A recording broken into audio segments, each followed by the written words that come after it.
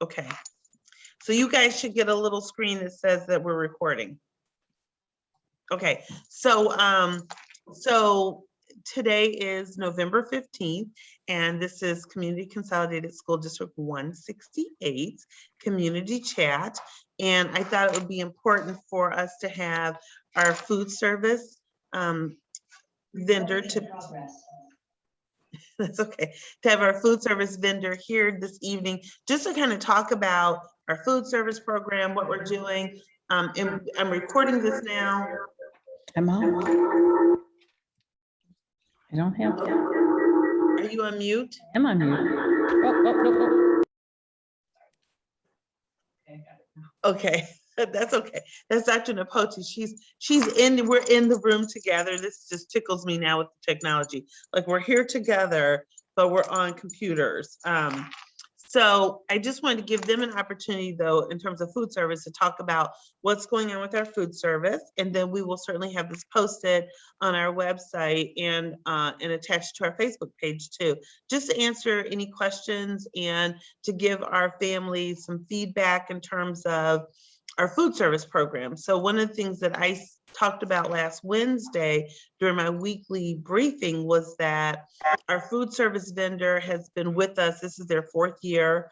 The first couple of years, everything was phenomenal. Everybody was happy. Food, we loved the spice station. Everything was great. Then we went out on the pandemic. And so when the pandemic hit, of course, our food service provider made sure that we had food at each of the schools. We had pickup at Candlelight. I even talked about the fact that some days we couldn't have the same exact thing everywhere because of the distribution chain, and just being able to get whatever we needed in terms of whether it's green beans, broccoli, just trying to make sure that it was all cared, that the food service was up to what we expected during the pandemic, which was I have to give them credit. It was a lot of work making sure that we had everything ready. And then post remote learning, now that we're back in person, there's just been some juggling of, as everybody has seen, workers, suppliers, etc. So I have Liz and Alicia here. And so I'm going to turn over to Liz. If you guys want to just talk through some of the things that you guys are doing right now with the food service for our families. So currently, with us being back in school, we are excited to have the kids back in school. We have went back to our normal breakfast carts, where the kids get 2 to 3 choices for breakfast as far as their main entree, and they get at minimum 2 different fruit options to choose from, and of course their milk. And then we have our lunch program where the kids, they get their planned meal according to the USDA. So we make sure every meal has a main entree that consists of a meat or meat alternative, grain, fruit, vegetables, as well as milk. And the students have choices. If we have hot vegetables, they have the choices of the hot vegetables and hot entrees on their plate. And then we also have a bar at both Strasburg and Rickover for the students to get additional vegetable options, as well as choose their fruit.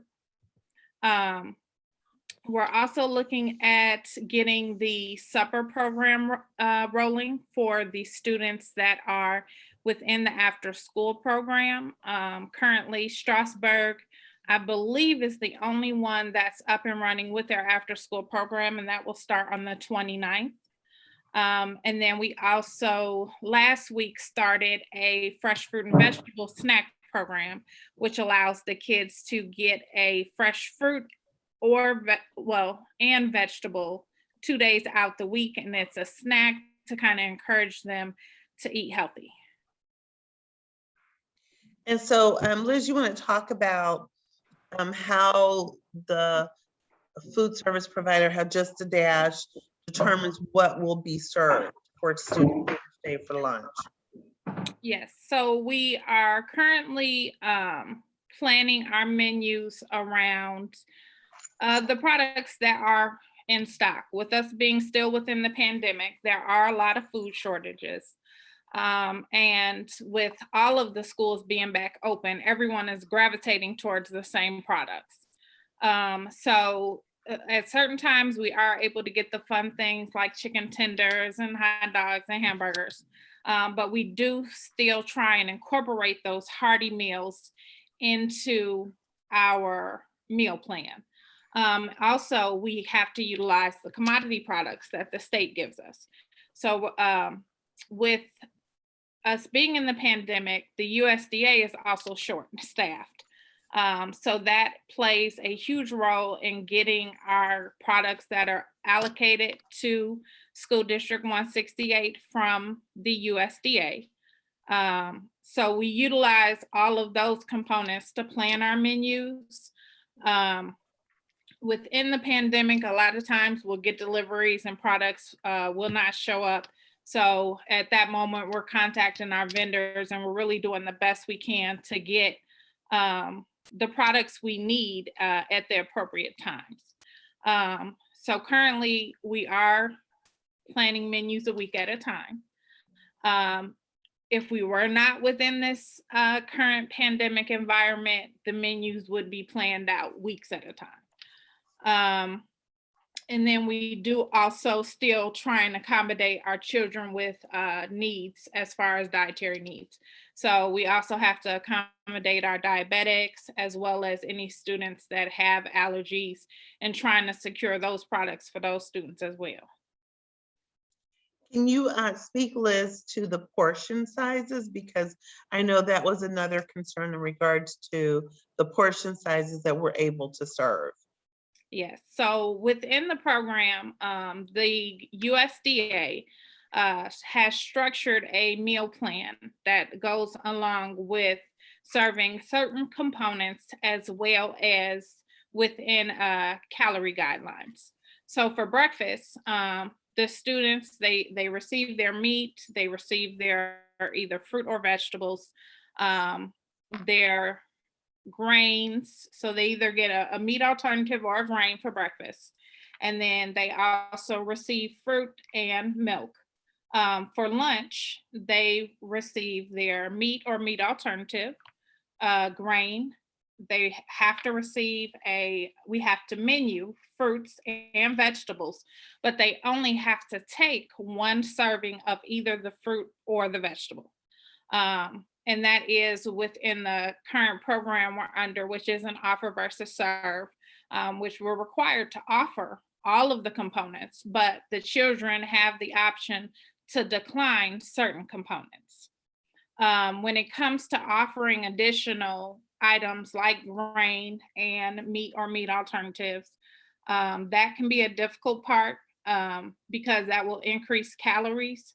But when it comes to offering more fruits and vegetables, those are good calories that the kids can definitely load up on. So we do have to follow those structured guidelines. For example, for lunch, the requirement is that the children receive 2 ounces of meat or meat alternative a day. So while it's not a lot within their age range, that is the appropriate serving size that meets the calorie requirements that they have to have. And the same goes for the grains. They can only have about 9 to 10 grains a week. So when we're looking at the grains, we're looking at it across the board. For example, if you have a hamburger, that's 2 grains right there within that hamburger bun. So the menus also have to be planned to ensure that we don't go over what they're allotted in each one of those categories. We can go over in vegetables, we can go over in fruit, but we have to maintain the correct amount of meat or meat alternates and grains within the week. So, so I know one of the pictures that was posted was the mozzarella sticks, the cucumber slices, and the marinara. So can you just speak to what else would go with that in order to make it a complete meal for a child? So looking particularly at that meal, They had their mozzarella sticks. Within the mozzarella stick, you had the cheese, which is their meat alternative. The breading was a whole grain breading, which counted as their grain. So the cheese stick itself was 2 components. The marinara sauce is a 1/2 cup serving of red orange vegetable. And they had an additional serving of cucumbers. So that satisfied their vegetable component.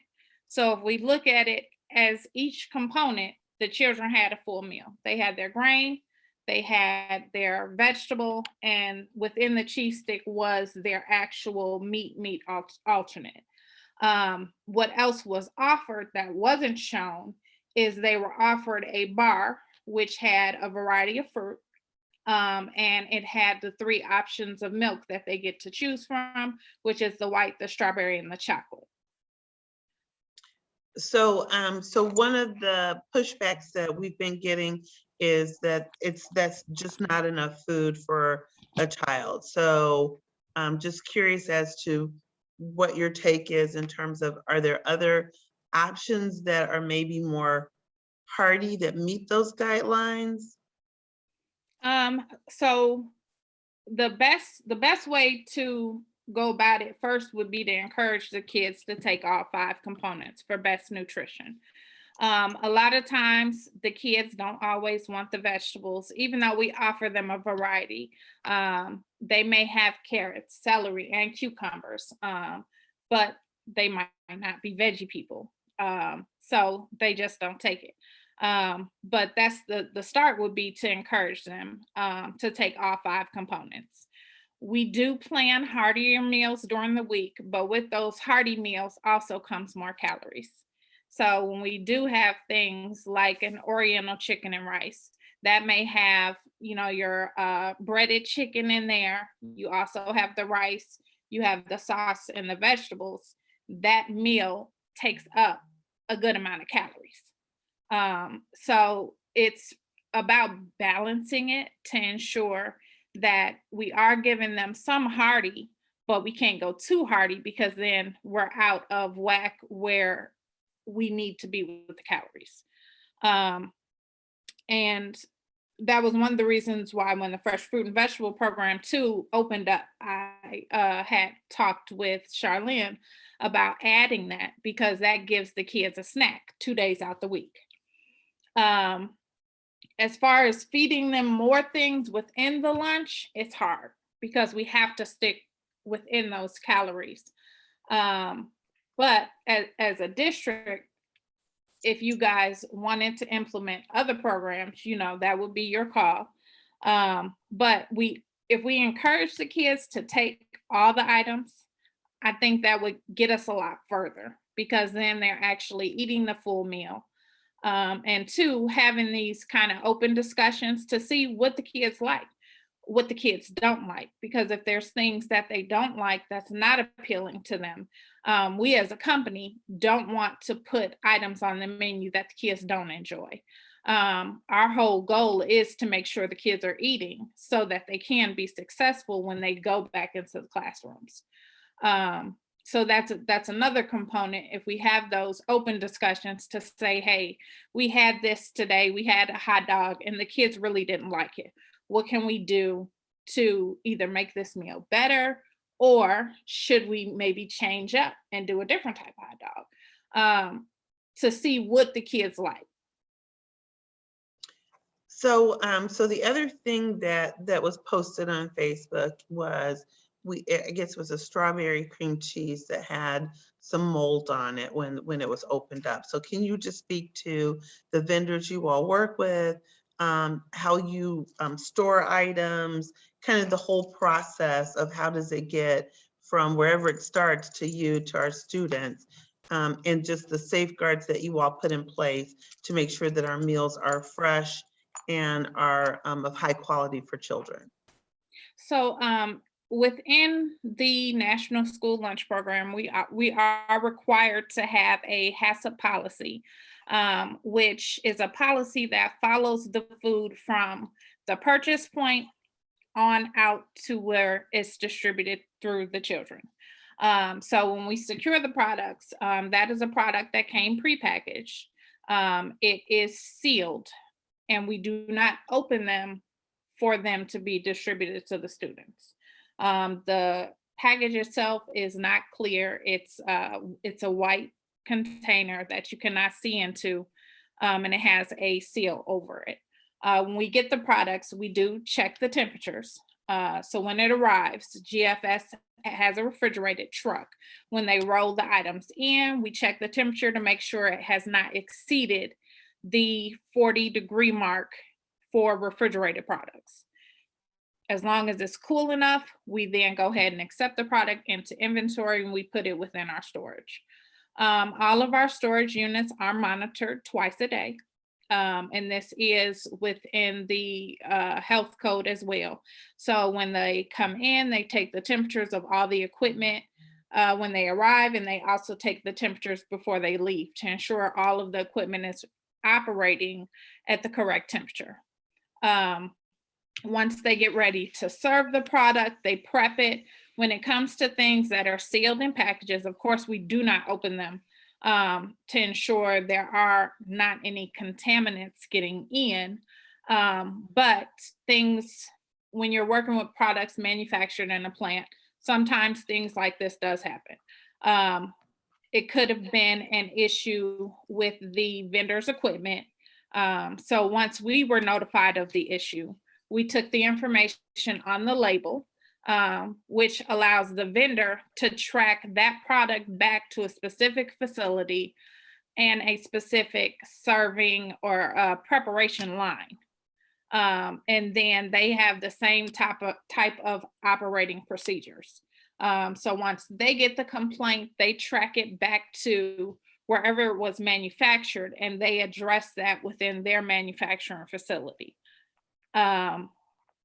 But the product did come in, it was properly sealed, it was held at the proper temperatures, and it was within the serving guidelines as far as the expiration date.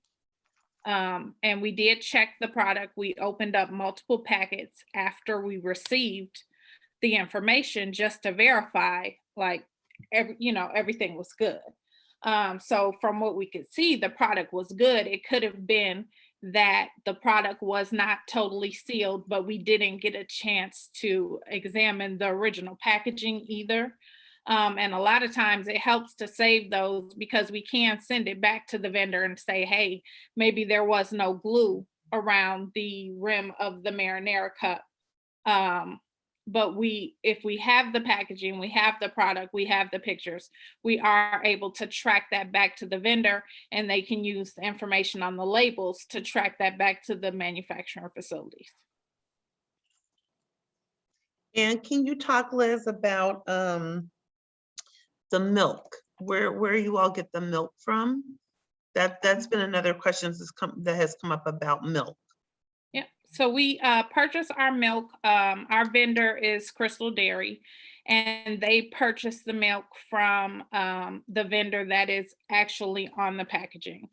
The milk comes in, we get milk about 2 to 3 times a week, and the milk is held in specific units that are for milk.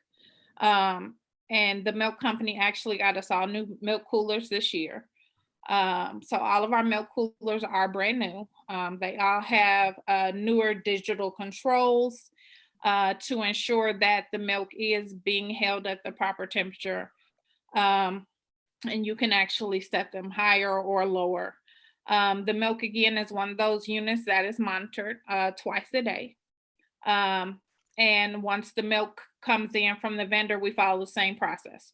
So when it comes in, we temp the milk, we temp the actual milk itself to make sure that the milk is under 40 degrees. And then we store it within the milk coolers, and they also temp before service.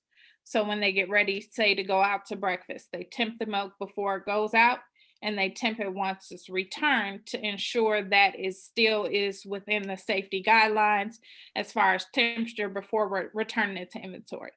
Any product that is not within the safety guidelines is properly disposed of.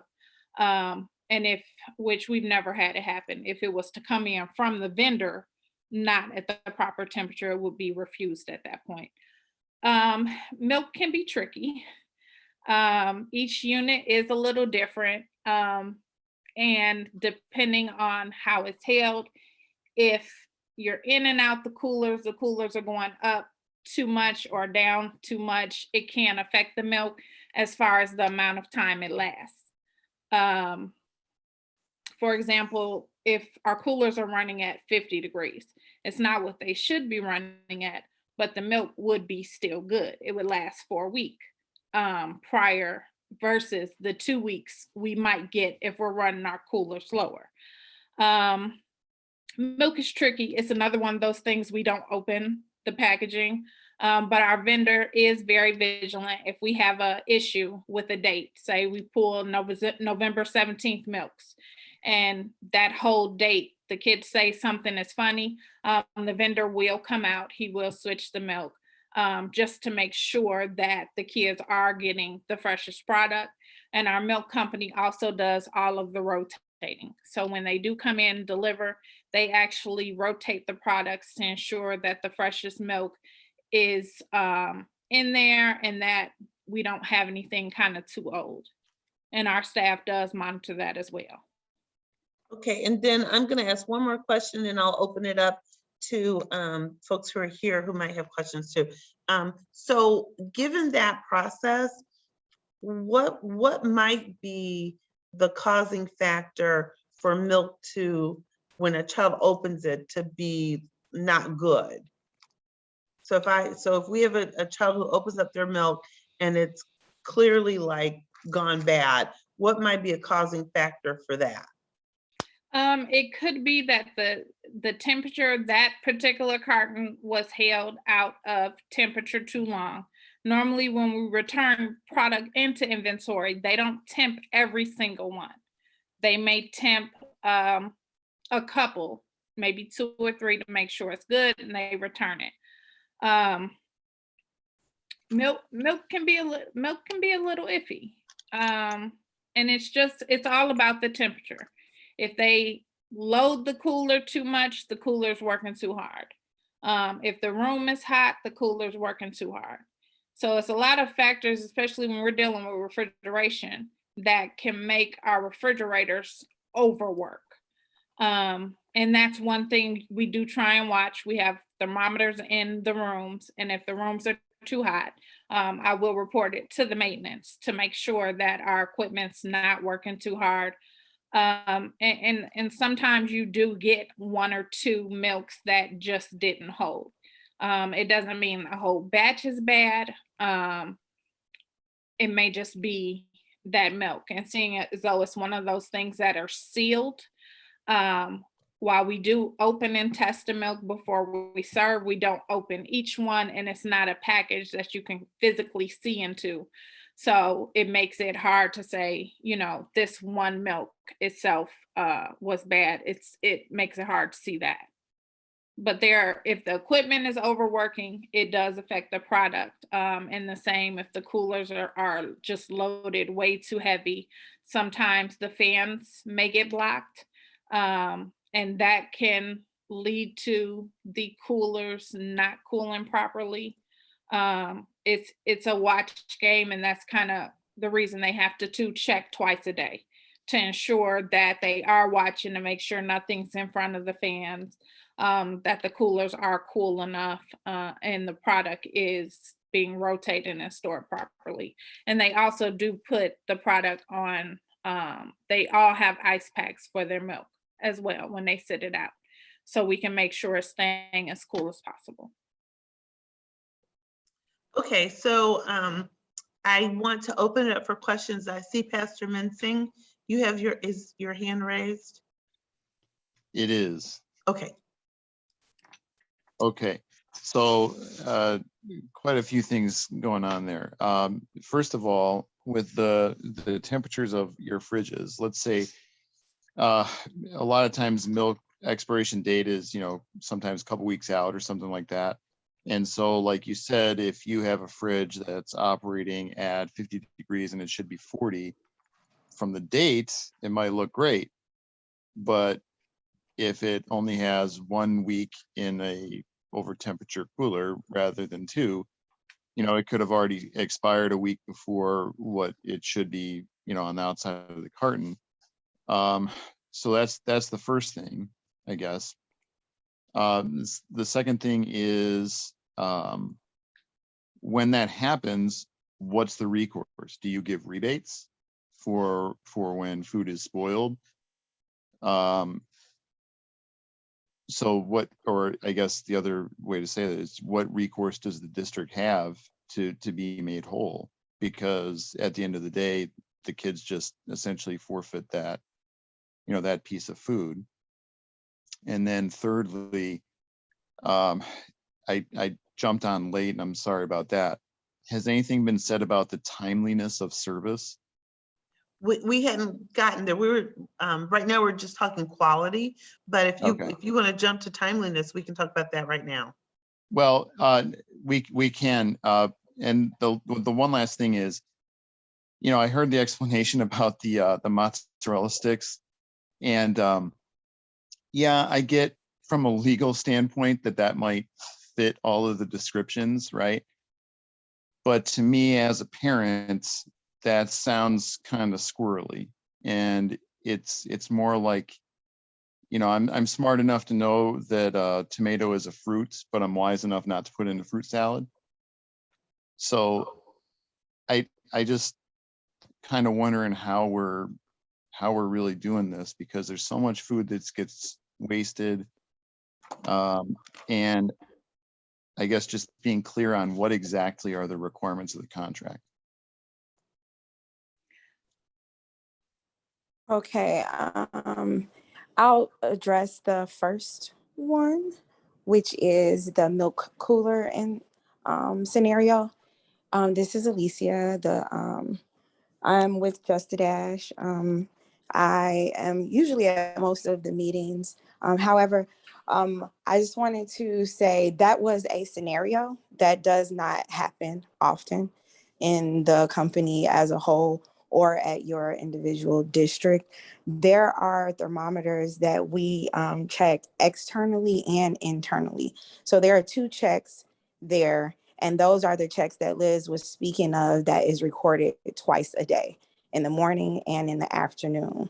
So if the milk cooler is malfunctioning, there is an internal temperature that is on the outside of the milk cooler that we monitor. And then there is an additional thermometer that is inside the milk cooler that is a standalone that can be taken in and out, that we monitor as well. So even if the milk cooler is broken on the outside and is reading the wrong temperature on the outside, we also have an internal control thermometer that is reading the milk or the temperature inside the cooler itself. So that doesn't happen in a scenario where we don't know that as soon as the milk cooler is going out or there is a problem presented, we know. There are not days that go by that we do not know. There are not really even hours that go by that we do not know the state of what the milk cooler is in. We have replaced several of them. So I think the bigger thing, Dr. Leak asked, how would that happen? How would milk that was spoiled get out of there? And so Liz gave some scenarios about how that would happen. But that was not a scenario given to what happens all the time or on a regular basis. As far as the mozzarella sticks and the components of the meal that we were speaking of, there were 5 components presented to the child every time they are served a lunch. They are welcome to take all 5 components. They are not always served the food. We offer them the food. So the entree is served, but usually the sides, which is the vegetable and the fruit and the milk, are what is offered to them, and they can or cannot take it. It takes 3 components to have a complete meal that is reimbursable. And if ever any of the components are bad or speaking to the milk or how the district is made whole, that meal is replaced or that component is replaced. There had been an incident where at one of the schools, Wagner, where there was, the principal did not think that there was enough food served for a breakfast, and we made that whole by giving a free snack to the children so that they would not be hungry. So there are several things that we do on an individual basis. If there is a problem at any particular school, we try to make it whole that day. If anything goes wrong, it shouldn't go past that day or 24 hours without being addressed. And Liz does a great job getting back to the principals or the nurses or even the superintendent. So that is usually what happens if something goes wrong in a location. And also, just to kind of chime in on what Alicia spoke on, as the products are actually not billed to the district until they are served. So if we have milk that expires or that has expired, that is a product Just a Dash is paid for, and the district is not charged for that. They are only charged in particular for the full meals. So if we serve 300 kids at Strasburg today, they would be charged for what was requested to be prepared for the day. They're not charged by the individual components. And then if we do have an issue with the milk cooler, generally we won't serve milk out of there. So if the milk cooler was going bad, if the milk cooler temped incorrectly, that cooler shut down. At that point in time, we're on the phone with the milk companies, letting them know, hey, we don't have any milk over here. The cooler went bad. The milk company then comes out and they will bring fresh milk within their units. We are very active in ensuring that we are solving the problems right away when we are made aware of them in enough time to fix it. So the other question that Pastor Mensing was asking leads us into, because we've been talking about the quality. We've had some concerns from families in regards to the timeliness of the meals in terms of lunches being served and students not having to wait for long periods of time. So can you just speak to what is what's occurring in regards to, we know what time lunch is supposed to be, and so some of the barriers, maybe what's happening that's causing lunches to be delayed? I know we did have some issues in the beginning up to recently. We have had some issues with the staff being timely, and that's something we have been very vigilant and working on. We have had all new staff this year. We did not have any returning staff from COVID. Once COVID hit, the schools got shut down. Unfortunately, a lot of the staff were scared to work in the building, scared to work around kids because they were worried about getting sick. So we do have all new staff, and they are learning. And a lot of them weren't on time. We have made some changes in the staff as issues have arose. As we want you guys to be happy as customers, parents, the students, everyone to be happy with the service that we are providing. And then, so recently they have been on time. Everyone has been on time. We have installed checks to where they are required to check in now and let us know, hey, we're ready for lunch. They do have to do this for. I'm like, who is this with a Bloom Trail jacket on? What? You got on a Bloom Trail jacket? Is that what it say on the back? Thornwood. Thornwood. Oh, I'm like, who got a, you know, Bloom Trail colors too? I'm sorry, go ahead. We have these checks and balances in place now to ensure that they are getting everything done on time, that the food is there actually waiting on the students. So we did put these checks where if, for example, Strasbourg starts about 10:50, they're required to let us know by 10:40, 10:45, hey, we're ready to go. And the same goes for each lunch period. Also, we have to sometimes wait on the kids as well. So when the kids are there and we're ready, we go. But if the kids aren't always there, then we are kind of bound to, once they get there and they arrive online. But we have installed a lot of checks and balances before each lunch period to make sure that they are ready. So I do believe that's an issue that has been resolved. And if it hasn't, I'm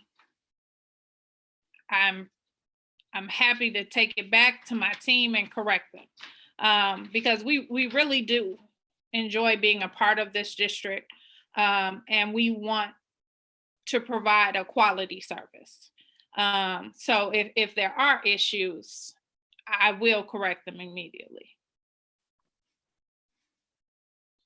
Okay, so other questions? I know I've got Vice President Brown on the line, Secretary Garrett, Member Jones, President Jones, and then I have Principal Dr. Napoti's here, Ms. Walton's here, Ms. Bullock is here. So any other questions right now in regards to quality, timeliness, etc., in regards to the food service?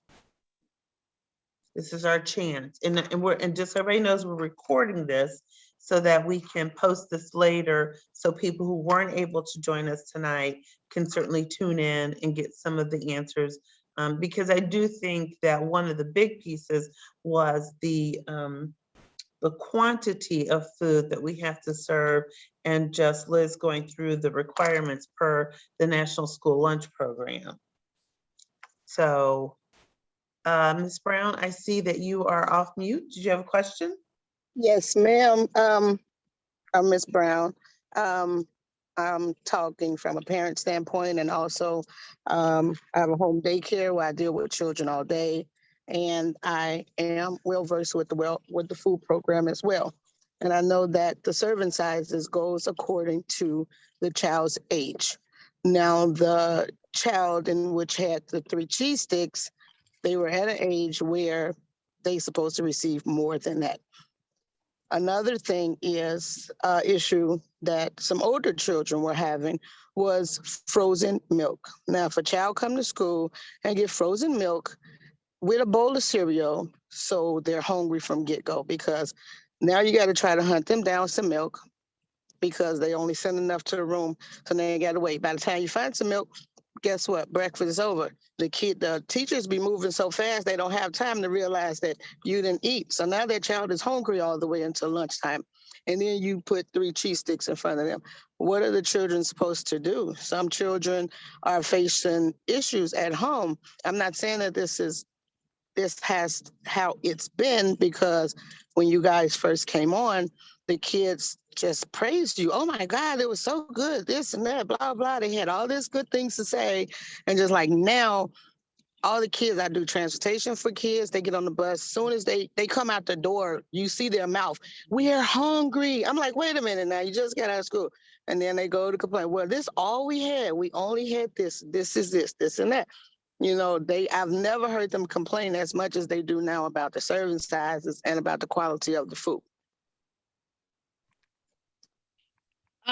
So yes, you are correct about the serving sizes going according to age. But with those serving sizes going according to age, we do have those maximums.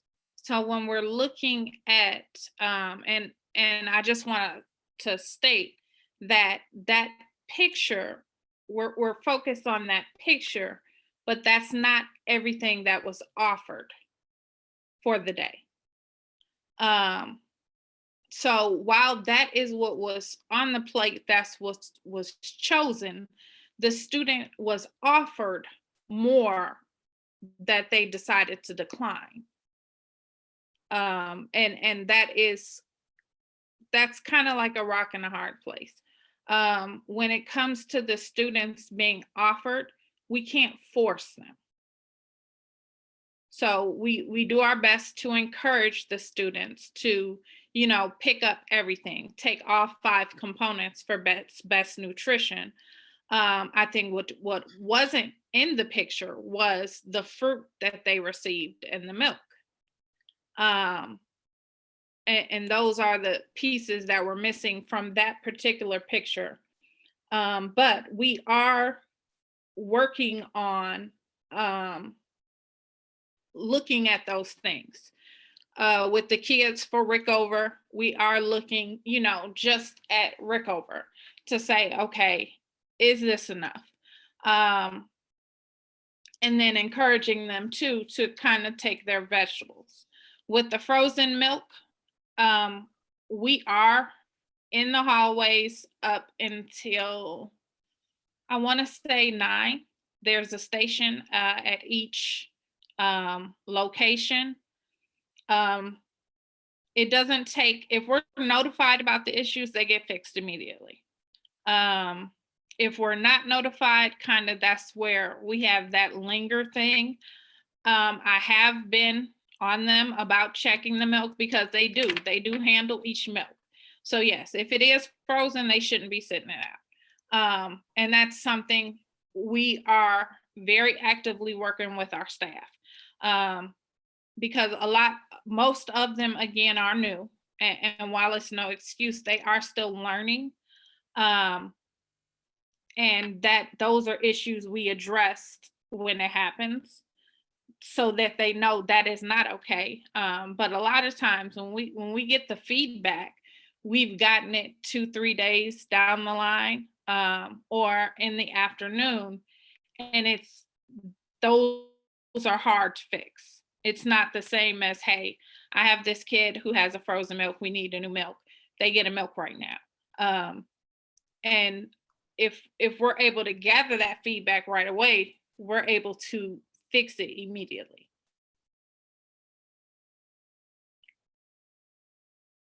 So Liz, I think what you are hearing is just some frustration in regards to making sure that the meals are enough for our children, the quality, the quantity, and the timeliness. And I know there are some constrictions in regards to the quantity. So I think one of the things, because I know we've been taking pictures of the meals recently, and I think it's just, for example, the mozzarella stick meal is probably not going to work in our district. Mm-hmm. Just right. And cut that out. Yeah. If there are things that you don't feel will work, Yeah. we want the kids to enjoy and eat and be full. Right. And Just the Dashes, we're committed. We're committed to your children. We're committed to this community. So definitely, if you feel it's not a meal that's going to work, we want the kids to have what they need to be full. So we can definitely scratch that as, a non-menu item. So like the quesadilla meals, and my principals are on, the quesadilla meals are good. The chicken sandwiches, the kids seem to like, the nuggets, of course. And I do understand some of the issues with the vendors and being able to get all the things that the kids like, but just as you all are, and I know you're doing it week to week because of the vendors, but just to be cognizant that if it is a meal that looks like it's not going to be robust, don't put it on our menu. Okay. Yeah.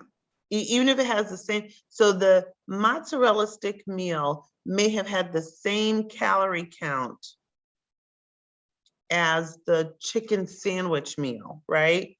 Mm-hmm. But from a visual perspective, it's not enough food. Do you see? So even if the calories are the same, it doesn't matter. It needs to visually give a child the sense like, wow, I got a whole lunch. You see what I'm saying? Yes. And I've got, yeah, so Pastor Mincing is saying, an effect of the inconsistent milk quality is kids are less likely to take the milk if they perceive that it might be bad, or they might, or even want to consume what they did take if a classmate receives. So if a classmate got a bad one, they may say, oh, I don't want that too. So, so I guess, yeah, the question for you guys is, how do we increase the consistency of the milk quality so that we're not getting frozen milks or bad milks? So I think that's a question, and maybe you may not be able to, answer that this minute, but it needs to be addressed so that we can make sure that our families are feeling like they're getting the quality of milk, in particular. So We can definitely, take a look at our process with what we're currently doing, which is, we're monitoring our temps and we're temping the milk before it goes out actually to the students. So we can definitely take a look at that, because I do agree that is that thing. Once you see it, that's your perception, kids or adults. So we definitely want to address it. And I will definitely do some brainstorming on addressing it. But as well, we don't hear about it as often as it's happening. So that would be helpful as well. Because if it's one main school, then I can address that particular site and what they're doing. If it's across the board, then it's taking a step back and looking at, okay, what's going on. But for me myself, it's been a while since I did get a complaint just in regards to the milk. So definitely, if we have complaints, I can address them better if we receive them. okay, that's fair. If they come in. That's fair. And that's part of the reason I want you all on tonight, is because it's helpful to us to address the complaints head on as soon as we know about it, as opposed to being on social media and we find out on social media, then we can't even necessarily track it down and figure out what happened. So that's why I thought, at least if we have you on tonight, talk about it, we record it, we put it on our website, so if families have questions. But I agree with Pastor Mincing in terms of the consistency of the quality of milk has to be increased, because we do want our young people because you offer milk, right? So we do want them to take it. And so we don't want them to have a bad experience where then they're turned off the milk forever. Right. And we 100% agree. And I thank you, Pastor Mincing and Ms. Brown, for speaking up, because we value everyone's opinion, and we want to fix this for the students. And I 100% agree with you. And we will work on fixing the problems.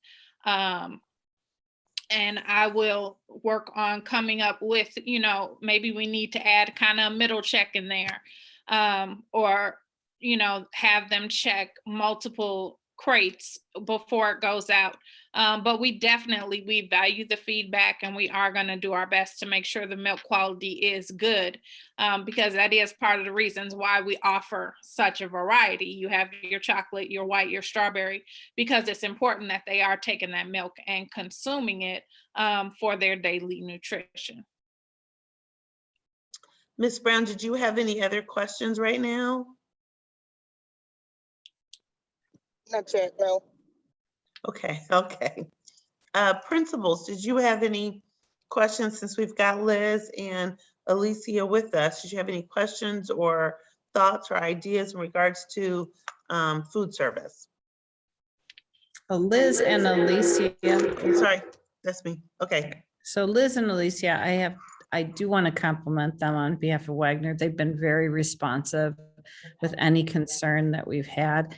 And we haven't had the concerns that have been in the other two schools, but I want to thank you for that, Liz and Alicia. Thank you. Thank you. Tristia, Chantel, I don't know if you guys had any. Any problems that we've had, we've been able to pick up the phone, and the adjustments, we've called Liz, and the adjustments have been made immediately. So, I mean, everything from our babies can't eat grapes because those are choking hazards, or anything about food temperature. She's brainstorming around how to keep the food hot because our deliveries need to come in a little bit earlier because Wagner's much larger and they've got to get them served. So she's pretty much been Johnny on the spot when we've called, and she's rectified the issue. So thank you, Liz. You're welcome. All right. And Liz, thank you too, because any issues that we find at Rickover, your team have been responding immediately. So, when you see something, say something, and they have, been there to respond as soon as possible. Thank you. So I think our biggest thing is really going to be to make sure that as we have issues, that it gets reported immediately in the building, so that, because what I'm hearing my principals say is once they go to Liz or Alicia, it's corrected, things are done right away. So if we can stay the course, that would be great. And I do know, I do know that there's just the issue with the milk that we make it. And I know, I heard you say, Liz, it's tricky, but as Pastor Dave said, Pastor Mincing, he was saying, if you turn off a kid to milk, at the age of 7, that's a big deal. So yeah. And I know, Vice President Brown was speaking to the portion sizes again, as we go up in the grades. And that's what I'm saying. I know we have the offer components, the fruits and vegetables and the milk, which it's a robust choice for children. I mean, there's tons of it there. However, that first part of the meal, just to give thought to what it looks like on a plate for a 12 or 13-year-old. Yes, and that's another reason why we really stepped up with, ensuring that they are putting those pictures out before they serve, so we can make sure, and I can look and say, no, guys, that's not enough. I need you to kind of beef that up a little more. And we're working with them. They are, like I said, required to post pictures, and we do send the pictures over to the district office of the full meal along with the full bar. And again, we value the feedback. So if it's something that the kids are not eating, or if it's something that they didn't care for, and maybe it was just this one time, we can look at that and say, okay, maybe, for example, if Strasburg cooked it and it didn't taste the same, but Rickover, they loved it, I can go back and say, hey, okay, what did we do wrong? Because something happened. They loved this last week. They didn't love it this week. But we value all the feedback. And again, thank you, Pastor Mincing and Ms. Brown, for speaking up, because it really helps me kind of see what areas they still need to work on, because we are committed to making this program a success for the school district. Thank you, President Jones, Secretary Garrett, or Member Jones. Do you have any questions? I don't have any questions, but I just want to say, for me, I've worked in food service for like 12 years off and on. So I definitely understand what they're going through. And honestly, I just believe the kids, I just think food service all around just has a bad reputation, because when they changed the food back in the day, so the kids, they're going to always complain about it. It doesn't matter if if it's not like home, they're going to complain. So I appreciate Just the Dash for doing what they're doing, and just keep doing what you're doing. And it's unfortunate because before the pandemic, we had the spice stations, but you know, now we can't really have the kids up touching, you know, spices, sharing spices. So hopefully we'll get back to, you know, maybe in 22, 23, we'll be able to get back to that. That would be my hope. I know that was very popular, especially at Rickover. The kids loved the spice station. Like it was like, oh, I'm at some paprika, you know, so they felt like they were at home in the kitchen spicing up their food. So hopefully we'll get back to that next school year. Yeah. Yeah, and like I said, we have the same issues at the high school. The kids complain about the food. I just think it's not like home. I mean, so they're gonna complain about it. President Jones, Mr. Jones, I see you were off mute. I don't have any questions. She answered everything I was thinking about, and I think that we're on the right track as far as increasing or getting meals that look more fuller for the kids, especially for Rickover. I think that's a must because the kids are coming home hungry, as Ms. Brown said. I think that will suffice the problem. Nothing else I have to say. And So, thank you, Dasha. Mr. Jones, say that again. I was saying thank you to That's a Dash. President Jones, yeah. I do. I have a comment and a question. My comment is just to say thanks to the ladies for taking the time out to do this because it was really important for our families. I'm glad that we are recording this and that it'll be posted and people can go back and hear. But for that purpose, since it is being recorded and it is going back, and this is not just for just a dash, but we've had issues with the bus service. And so some of the buzz in the community is get rid of them. But we know that's not how any of this works. So Dr. Lee, can you just speak to, so that it is recorded and other people can hear, the process for our vendors that we actually have contracts with? Right, so just like food service, the bus contract is, it has to be bid. And then we actually have a contract with them. It's a 3-year contract that's renewable every year. And really the issue right now is it's not Kickert. It is a nationwide issue of. Oh, no, I know that. I just want the public to hear the process of a contract here. Okay, Not just the bus. Right, so yeah. So any contract that is like our food service, our transportation, those have to be bid. So we actually have to put out a public bid.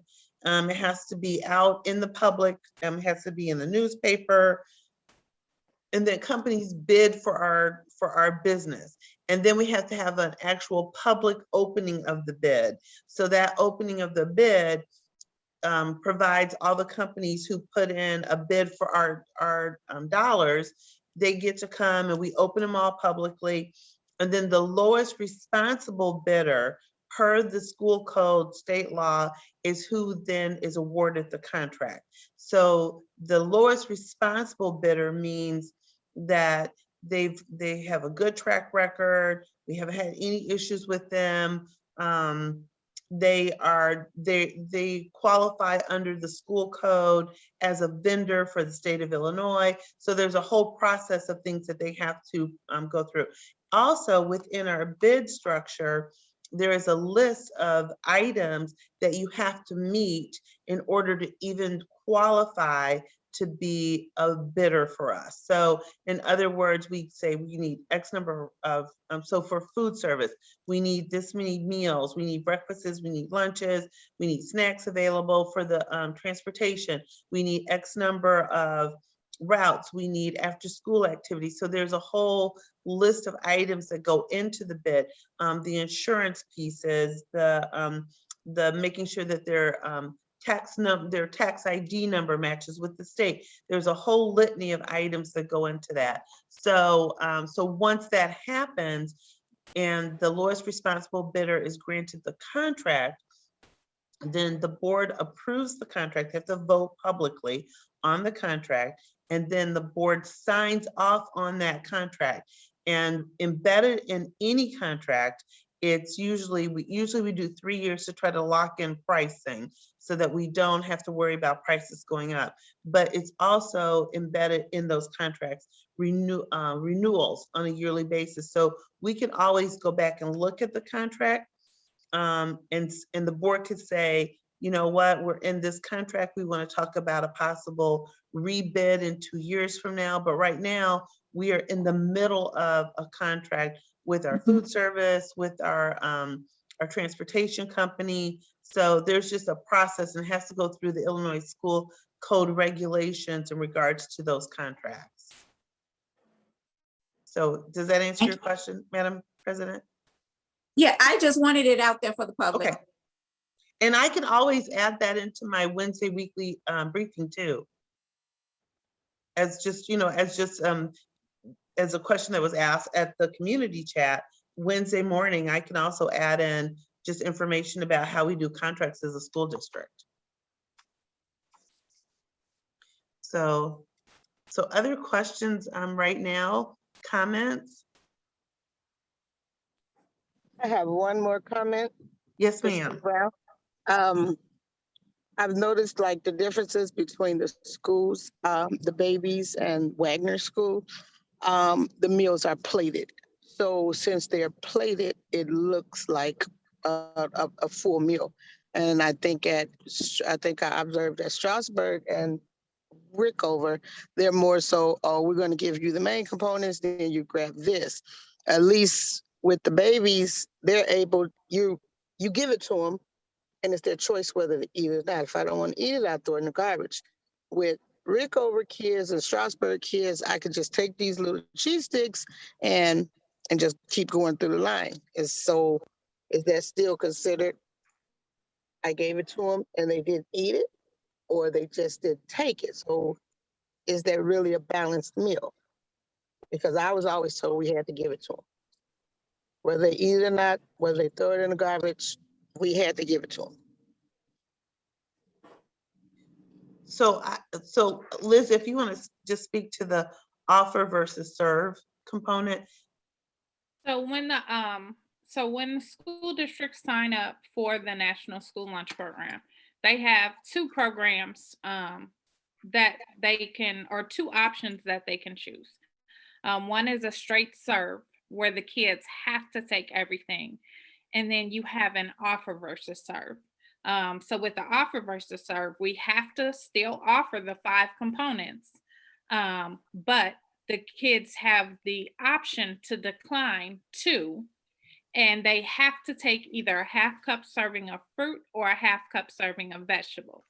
Now, as far as our method, one of the reasons why we utilize the fresh bar is to give the kids options. So we may menu carrots, but we may put out celery, cucumbers, maybe some bell peppers, to give them somewhat of variety, because I particularly might not like carrots, but I like cucumbers. So I'm more prone to actually go to the bar and pick up what I like versus what I'm being made to take, and they'll eat it more that way. When it comes to the kids at Rickover and Strasburg, and that's something I can arrange with the principals, I think too, one of the things that would help is to gather that feedback from the kids, to see kind of what fruits, what vegetables that they like. So then they are more prone to pick it up. But that is one of the reasons why we don't fully plate those, because we found more success with the bigger kids to allow them to choose the fruits and vegetables they may want to eat. So, Vice President Brown, just to add on to that, when we went with Just a Dash, we opted to do offer versus serve for Strasburg and Rickover. We do serve for the little ones so that they don't have to, and part of it is we just felt like it was going to be tough for our 5, 6, and 7-year-olds standing in front of a whole bar filled with fruit like plums, pears, oranges, and they'd be sitting there all day trying to figure out which one they want. And so that was part of the reason we thought, and actually we had a lot of conversation whether or not to do offer versus serve for Strasburg. And we finally decided that we felt like 3rd, 4th, and 5th grade was a transition time that young people should be able to pick what they want. So, and if you remember, Ms. Brown, when we walked through, like there were plums, there was pears, oranges. So the whole idea was that by the time our children got to 3rd grade, they would be able to pick what they want. So like if I don't like a pear, but I love plums, then I'm going to take a plum and a bag of carrots. And so that was where the offer versus serve came in for 3rd through 8th grade. So our younger students, and I would love to offer to them, but to be honest, a lot of our kindergarten, 1st, 2nd grade, they don't know what they like yet. You know, they don't know, do I like a pear? I've never had a pear. So that was part of where that came into play, was the idea that we would give children options as they got older so that they could start to identify, you know, the vegetables and fruits that they enjoyed the most and be able to take those. So that was part of where that came from. We had a very extended discussion about when do we move from serve to offer. And that's how it ended up with Strasburg and Rickover. Okay, I think I may have worded it wrong. What I'm saying is, like the cheese stick situation, if that child only took that and went, I don't want any of that. So I didn't did this for a whole week.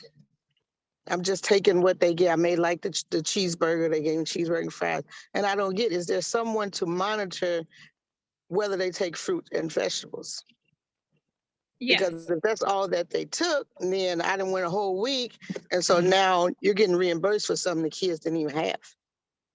Yes, so we have, the state requires us to put a person at the end of each line to ensure that they are taking at least a half cup of fruit or vegetable, as well as an additional 2 components.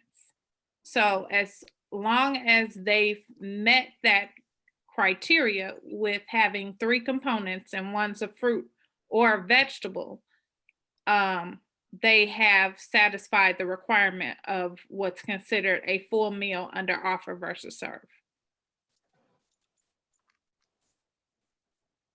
I think what Vice President Brown is alluding to is, how do we make the kids take and consume the fruits and vegetables?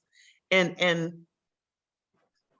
I'm not saying they have to consume it, but if I'm just taking this, I don't have a full lunch.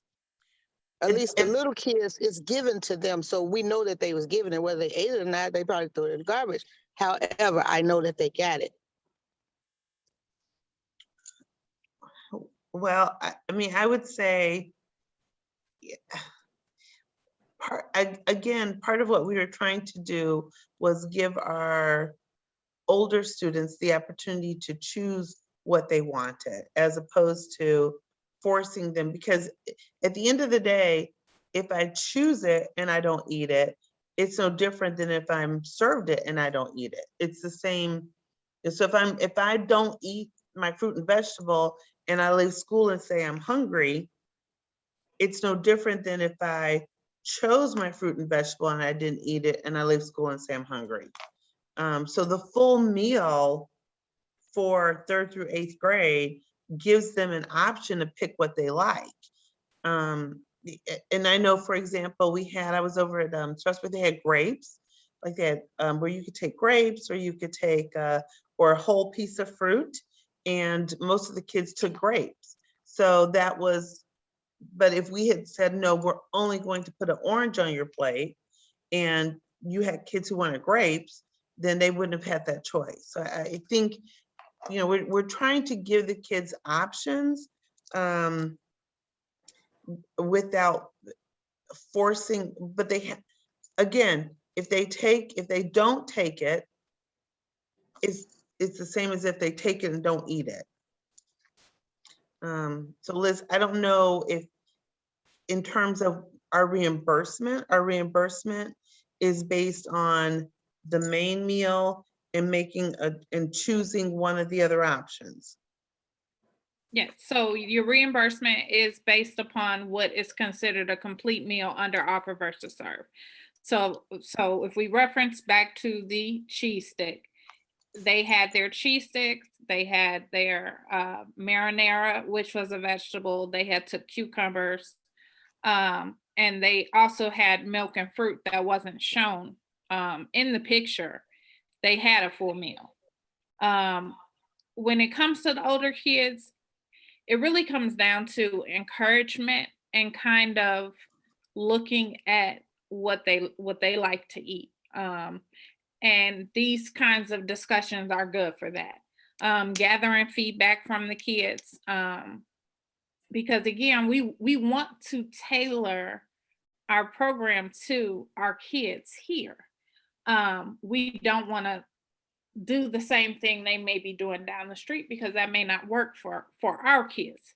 So if we can look at the things the kids like, or, like Dr. Leek said, the mozzarella meal just isn't going to work. So let's find meals that actually work for the kids.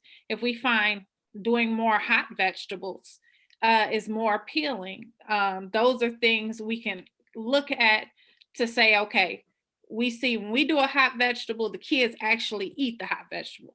Okay, let's make sure we have hot vegetables on majority of the week versus the cold. So it's taking a deep look at what our kids are actually enjoying.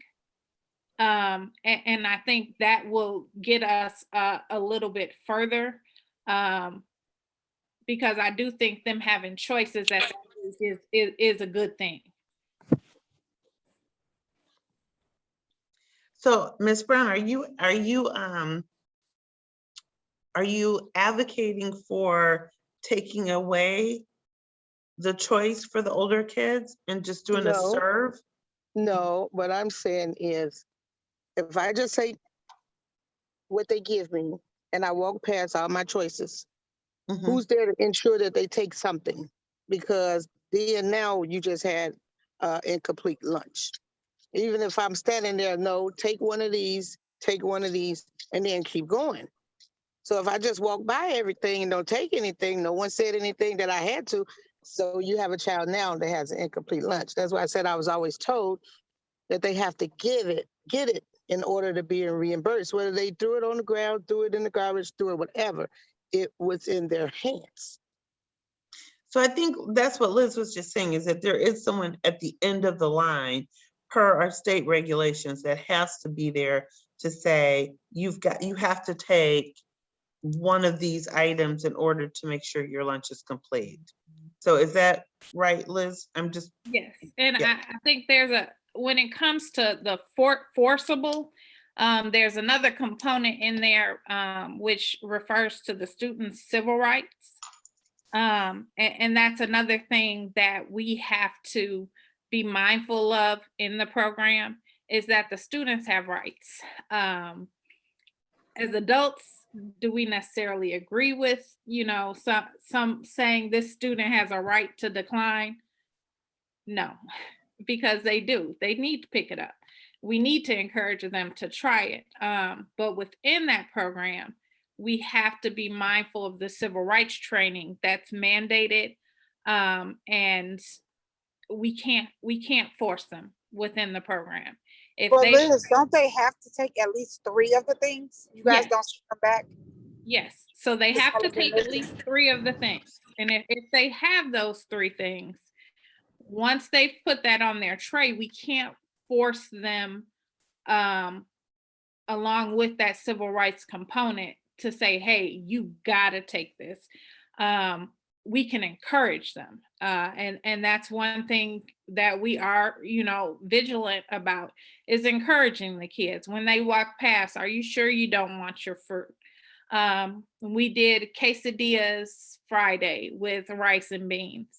And, you know, some kids didn't want to try the beans flat out. I don't want it. If they had the quesadilla and they had the rice and they grabbed their fruit, short of, hey, just don't you want to taste it? It's not much we can do, but just to continue to encourage them.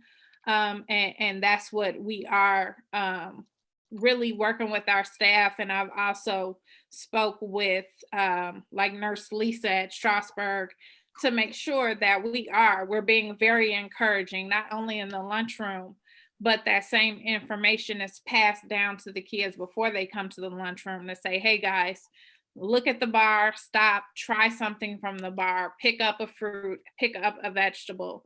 And that's something that the staff has stepped up with across the board, not just our staff, but the district staff, to ensure that we're providing maximum encouragement.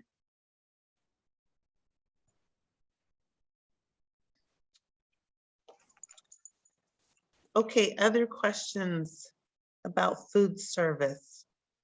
I know this has been about an hour and 10 minutes of food service alone, but no, Liz, thank you. Alicia, thank you all for being here tonight. I think this is crucial, and I'm thrilled to have a forum where we can have this conversation as adults. But I do think that Ms. Bullock is on, and I know Dr. C's on it right now, but in particular, Dr. C and Ms. Bullock, that we need to pull together some students and have perhaps a student forum to give our students an opportunity to share with you all about the food service and about their thoughts too, because they're old enough to vocalize what they like, what they don't like. I think they're definitely old enough. Maybe our Blossoms and Wagner babies may not be there yet, but because they're still like, what is this? Right, we can't have grapes for you, right? So, but I do think we probably need to tap into our students as well and get some feedback from them. So, Yes. other questions? Yeah, so Ms. Bullock, I'll talk with you and Dr. C. We'll work with Liz, and we'll get maybe a focus group together of students between Strasburg and Rickover. Okay. Yes. Okay. Other questions or comments right now? Vice President Brown, are you good for the moment? I'm not saying are you good in general. Are you good for this moment? I'm fine. I was just, if someone is there monitoring and they, like, we got apples, oranges, and carrots all week. Oh, we still have all these carrots. Maybe you want to swap it out and, try something different the next week. Let's see if we can get more, some trial and error type things, offer some different things. Yes, and I work very diligently on planning our menus. And of course, if there are suggestions, we are more than happy to take suggestions. We have been like the salads. Kids kind of got tired of the salads, so we've been sprucing it up a little, doing something maybe not so different with lettuce, but having, a corn and black bean, or tomato, cucumber and onion. So we're trying to expand their palates as well. But we are definitely working on providing them with that variety, because I do agree, Ms. Brown, about, making sure that we're encouraging them, but still giving them the variety that they need, because like you said, carrots may not always fly. So we do try and at least put other things out there. And we do work with our vendors, and with the new fresh fruit and vegetable program, that's a good way to introduce new fruits and vegetables into their palates, to work on getting them to expand them. Well, I have to say, you guys had black plums the other week. I love black plums. I was like, if these kids don't eat these plums, yes, I might have to eat them all. Yes, and they had some very good red cabbage last week. So I do think with having this fresh fruit and vegetable program, it'll help us see what vegetables the kids are more prone to. And you know, we're going to continue to work with the principals and take this feedback back. And I do truly appreciate you guys taking the time to speak up, because it helps me get a better view as what I can do for my children here at School District 168, because I do look at each one as, you know, one of my own children. Well, and Liz, I just want to say again, thank you. And thank you, Alicia. I thought it was important that we have you guys on tonight. And like I said, we're recording this. We will post this on our Facebook, on our website, so that parents can hear from you all directly. And we will continue this dialogue, because that's why we have these community chats, is so that if there's issues in the community regarding our schools, that we are proactive, we're having conversations about it, we're trying to get in front of it as quickly as possible. So thank you all. Are there any other questions about food service? Because it's 6:26, I've got 4 minutes, and I got one more topic that I just need to address. Everybody's good with food service. So Liz, I think we had asked Sheena to be at the board meeting on Monday, the 22nd. So that'll be another opportunity if people have questions or concerns. So we've talked about quality, quantity, timeliness. So so we're on target to make sure we get in front of this. So the other topic I had for tonight was about vaccines. We need to get our 5 to 11-year-olds vaccinated. So, we're right now working with the Cook County Department of Public Health and Bloom, 206, Fort Heights, Chicago Heights, Stager. There's a whole region of us working together to do like we did it. If you remember at Bloom, we had the vaccine, all the shots, everything. It was there on a full day. So we're working to do that again, to bring vaccines to Sauk Village. But I will say, I looked at the numbers yesterday, and Sauk Village has jumped to 41%. I know, Sharon's like, what? So we've jumped from 27% to 41% in just a matter of a couple of months of people who've had at least one shot. So now we are working to get set up for our 5 to 11-year-olds to be able to get a shot. And Cook County has a bus, that it's a mobile unit. So we're working with them to get that mobile unit in our region, and it requires so we got to have 1 day and then 3 weeks later. So it looks like we'll probably be doing it after Thanksgiving, just because everything's really busy right now. And the other thing is, we are adding shield testing to our testing cycle, which will be on Tuesday, starting the week of November 30th. We will be doing every Tuesday testing in the morning and testing after school, and it will be available to the whole community. So it's not just for school, it's for anybody who needs it. So we'll be doing shield testing, and it's a saliva test. It's a 24-hour turnaround. So we'll be able to test staff, students, any community members, anybody who needs a COVID test, they'll be able to come to us and do it on Tuesdays. So we're pretty excited about that. So those are my 2 COVID updates. So any other questions or concerns right now? And I just want to say, knock on wood, it is November 15th. We have been open in person for the semester will be ending in roughly 6 weeks, right? And we've been open. We've not had to send a class home. We haven't had an outbreak. You all don't know. I am commending our staff at the highest level, and our families, our students, because this has been a yeoman's effort and everybody has participated. And so when I see people around us, every week I have a meeting with South Cook, and every week they report on outbreaks and who had to close classes, etc.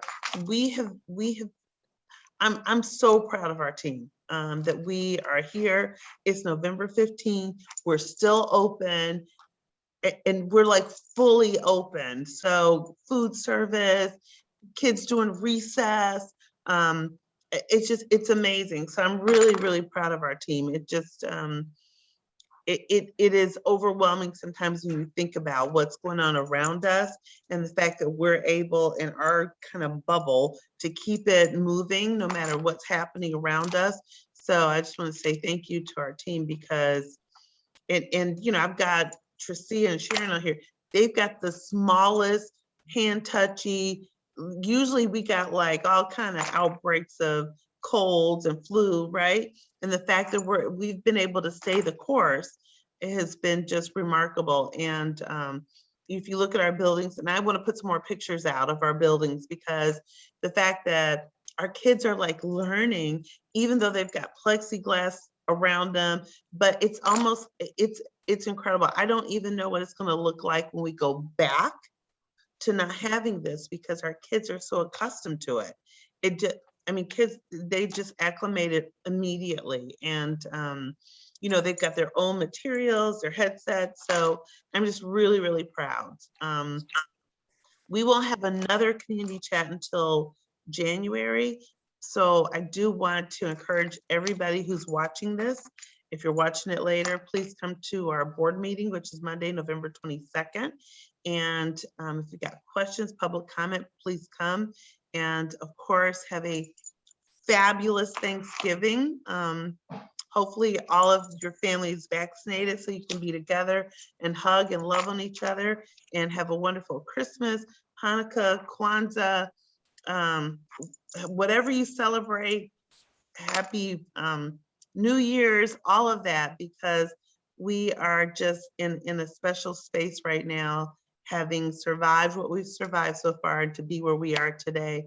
I'm really proud of District 168. So if you're watching us, I'm glad you were here. If you got food service questions still, you can email, you can call, stop by the district office, contact your principals, whatever you need to do, we're here for you. I've got Dr. Napoti on the line, Ms. Walton's on the line, Ms. Bullock's on the line. So you have representation from our schools. We are 100% here to support. And we will see you all at the next community chat in January. So I'm going to stop recording, but thank you all. You guys can hang out for a minute. I'm going to stop recording.